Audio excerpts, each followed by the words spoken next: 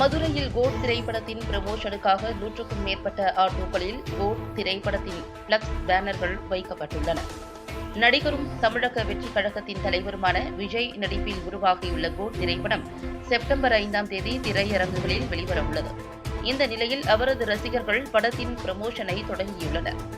குறிப்பாக நடிகர் விஜய் படத்தின் ப்ரமோஷனுக்காக கட்சியின் பெயரை பயன்படுத்தக்கூடாது என்ற அறிவிப்பை வெளியிட்டதைத் தொடர்ந்து ப்ரமோஷன் பேனர்களில் விஜய் மக்கள் இயக்கம் என்று போடப்பட்டு விளம்பரம் செய்து வருகின்றனர். இந்நிலையில் மதுரையில் 100க்கும் மேற்பட்ட ஆட்டோக்களில் பிளக்ஸ் பேனர்கள் பொருத்தப்பட்டு கோட் திரைப்படத்தின் ப்ரமோஷன் களை கட்டி தொடங்கியுள்ளது.